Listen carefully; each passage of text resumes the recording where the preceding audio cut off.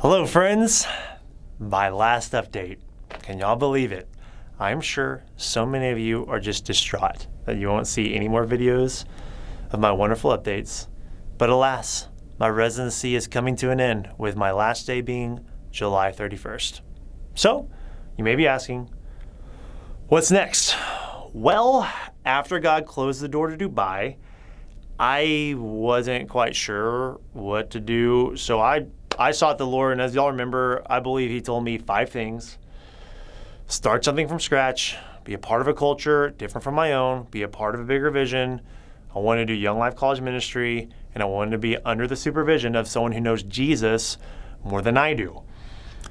And once I realized that college ministry was what I wanted to do, I applied for all available Young Life College jobs, which was 3, University of Denver, UCLA, and Manhattan. Just FYI, we're in COVID season, friends. Colleges are closing down left and right, so college jobs are a little scarce right now. So how'd they go? University of Denver? Well, they accidentally left the application up. They were not hiring, so that one ended quickly. Now I'm down to 2. I had 3 interviews with UCLA and was confident I would get the job. However, UCLA, the campus, decided not to allow freshmen at the school. They weren't going to bring anyone into the dorms, and so the Young Life staff decided against hiring anyone right now.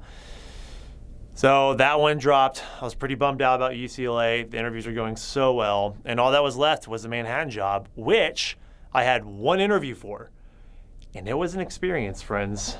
I entered that interview, and the first thing they were doing was applauding for me, which I thought was great.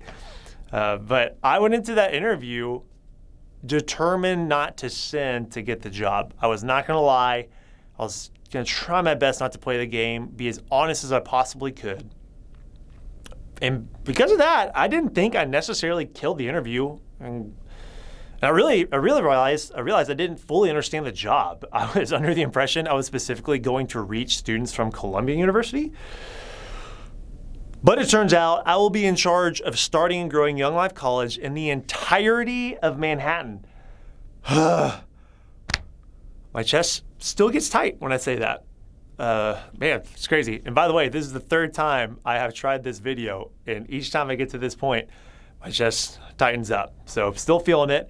10 colleges in 10 years.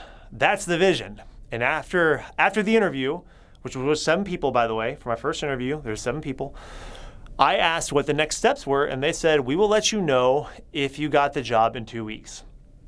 I literally asked, wait. So to make sure I understand, there won't be a second interview? They said there will be if needed. So the next 2 weeks were super tough. If this Manhattan thing fell through, I wasn't sure what I was going to do. Or really, I wasn't sure if I was going to take it, even if they offered it to me. I looked at other ministry jobs, but I know churches are looking for a long-term commitment, and I simply wasn't willing to commit to anything I saw. I just wasn't that interested in working for another church. So I checked with contacts in Tyler to see if God wanted me there, and couldn't find anything that I was interested in. I was asked to apply for a chance to plant a church at UT campus, but I just knew that wasn't what I wanted to do. If anything, that opportunity taught me I wanted to do something with Young Life. So I decided if Manhattan fell through, I would look into going back into engineering for a year or being an Uber driver until the right job appeared. I just wasn't willing to commit to something I didn't want to do, and I was willing to wait an extra year if I needed to. So one morning, I got a call from Aswan Morris, the regional director of Young Life Manhattan, and after a minute, he said, we want to offer you the job. And apparently, my application came out of nowhere, and they decided to throw me into the interview process because why not? After the interview, they said it was an easy choice, that I won over the entire panel. They all believed that I was the guy, and Aswan gave me a week to decide to decide what I wanted to do, which began one of the hardest weeks of my life. I was certainly insecure and doubted my abilities, still do. It's freaking Manhattan, Wall Street, Times Square, Broadway. Last time I went, I remember seeing thousands of people that would walk by me every single second. And in my head, I was like, I'm never gonna see those people again. Here's a new 1,000 people, never gonna see them again. Here's another 1,000 people, never gonna see them again. All the time. I remember thinking, man, I really don't matter. In the grand scheme of things, I'm insignificant. That was my takeaway from my trip to New York City. Everyone in Manhattan is so smart and driven, especially the students. You know what the average SAT score is for students at Columbia? 1480. I think I got somewhere around a 1050. So as far as gifting, I will be outclassed. Not only this, Manhattan is one of the most strategic places for ministry in the entire world. Likely, whatever we do as a ministry will be replicated across the entire ministry of Young Life College. Young Life College hasn't quite figured out how to do it yet. And Young Life is looking at LA, Hong Kong, New York is those places where people are going to innovate and figure it out. And so the task is for me to figure it out, a system that can be replicable and used in a lot of different contexts. Is God really giving me that task? So yeah, I was feeling a bit insecure, but that was not the biggest issue for me. My biggest struggle always is this: is it God's will? Does he want me to go? I had a deep feeling that he didn't, but I couldn't tell if this feeling was just a fleshly fear or spiritual attack, or was it God?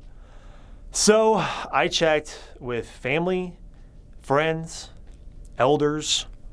I went on daily prayer walks, sometimes twice a day, especially when I was feeling very stressed out, to process with the Lord. I spoke with everyone I trusted and shared with them what I was feeling, and not one person confirmed that feeling was God. Everyone encouraged me, saying, take the job, or God will use you no matter what you do. Not only that, as I processed, a few things came into my mind. This was an answered prayer. I asked the Lord if I could have a job I would be passionate about, and he said yes. Perhaps this is just God being kind to me. God paved the way. I tried my hardest to go to Dubai, and God slammed that door shut. With this job, there was no resistance, nothing. It was easy. If God didn't want me to go through this door, he made it very confusing and very easy for me to walk through the door. And not only that, but it just made sense with how God even got me to where I am now, from joining Young Life again after my brother passed, to taking a trip to Mount Kilimanjaro, where I met Steve Larmy, who told me about Dubai. I met this girl named Kaylin, who told me about this residency that I had no desire to do, to meeting a random dude in College Station who was a part of the residency that said, hey, you should come do this thing. I'm like, okay, God, I guess I'll do this thing then, maybe. And then talking to Steve Larmy, who's like, hey, it's going to be 2 years. I'm like, well, what am I going to do in the meantime? He's like, why don't you do that residency? I'm like, that makes a lot of sense, Steve. I'll do the residency to prepare to start something from scratch with Young Life. Dubai thing doesn't work out because of COVID. And all of a sudden, this big opportunity to do Young Life College in Manhattan just turns up out of nowhere, and that God doesn't want me to do it.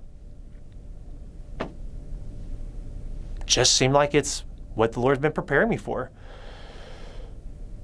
It fits all 5 of the job qualities that I believe the Lord gave me. Remember, start something from scratch. Check. No college ministry there right now. Be a part of a culture different from my own. Check. I think a majority of the staff are Black. Be a part of a bigger vision. Check. I am a small piece of the entire New York City initiative. Young Life College Ministry, check. Be under the supervision of someone who knows Jesus more than I do, check. Both my supervisors, I can tell, love the Lord, and I can imitate their faith. That's exciting for me. So I get insecure when I start to think I may be doing the wrong thing, even when I'm doing the right thing. So I was trying to think through, does this make sense? Like this feeling I'm feeling makes sense with how I felt with things in the past? And I've always gotten nervous that I'm doing the wrong thing. I usually need some assurance from the Lord that he wants me to do something like really, really clear. Otherwise, I just get nervous. I'm being disobedient. And that has affected me. That mindset has affected me in every relationship.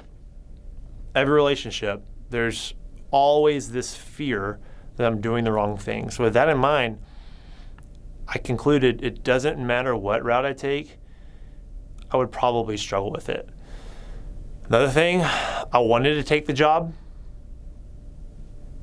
Also, God gave me some nudges, I believe, that he was indeed leading me into this job. Right after I got off the phone with Aswan, I called my sister Marcy. I was like, hey Mars, so I got offered this job for Manhattan. She's like, that's crazy. The Lord put it on my heart to pray for you this morning. And I was like, okay, what did you pray for? That you get a job. What time did you pray that? It would have been 8:15 your time. I'm like, wow.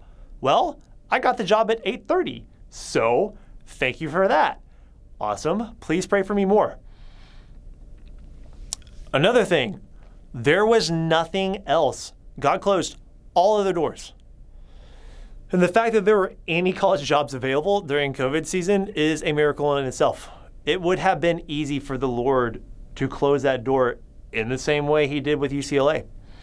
So as far as I could tell, this opportunity would bring me closer to Jesus. Surely that's what the Lord wants for me. So my conclusion is that the Lord wanted me to do it, but even with all these reflections, I still struggled deeply. Needing to give an answer by 4 p.m. on Thursday, last Thursday, at 3 p.m., I was in such stress, I was leaning towards saying no. I was like, Lord, I don't know what you're saying to me, but I can't say yes. So I called my dad, chatted with him for a bit, and he said, son, sometimes you just have to make a decision and go with it. So I ended the call with my dad at 3:55, said a quick prayer, and by 4 p.m., I gave my answer. During the conference call with Manhattan, I squeaked out, and I'm in. Let's do it. It was literally so I'm in. Let's do it. Let's go for it. And then we celebrated. And one guy named Nathan, who's on the committee or on the board for Young Life Manhattan, said, decisions like these have taught me how to discern the voice of the Lord. That's my hope, is that I learn his voice through all this. It's still going to be a struggle for me. I know me. I know my heart. I'm gonna battle with this for the next month as I fundraised, but I do feel so much better after giving my answer and after reflecting on even these things that I shared with you. So, what's the next? What are the next steps for me? Now that I've accepted the job, I'm going that route. Now I have to fundraise. How much? For this job to happen, I must have $50,000 annually committed by September 1st. The goal is $100,000 by September 1st. This is the final. Lord, if you don't want me to do this, don't raise the money. But if you do, please, please, please help me raise this money. So here we go. That's the story of how God led me to be the Young Life College Director of Manhattan. The end of the journey and the beginning of a new journey. And for each of you, thank you so much for getting me here. I would not have gotten this job without the 2 years of training I have received with the Austin Stone. Thank you guys for putting me through this for the last 2 years. To answer some questions I'm sure you'll have, your giving will automatically cease after July. And as far as joining me and what the Lord will be doing through College Kids in Manhattan, I'll be reaching out to you to give you more details, or you can see the body of the email update to shed some more information about that stuff. But for this video, I'd rather not end with an ask. Instead, I want to say thank you. Thank you for being a part of what the Lord is doing in my life. Thanks for your prayers, your check-ins, watching these videos, at least a portion of these videos. Thank you for investing in me over the last 2 years. Many of you, I know we hadn't really had a chance to talk too much over the last 2 years, but no one, hardly anybody, ever dropped out. Y'all honored a 2-year commitment to invest in what the Lord is doing in me, and thank you so much. Thank you so much for doing that. Y'all are the best. Y'all are the MVPs. I couldn't be here without y'all. So thank you. Hope y'all enjoyed the last update. Excited to see what the Lord has for me and for college students in Manhattan. Love y'all. Thank you.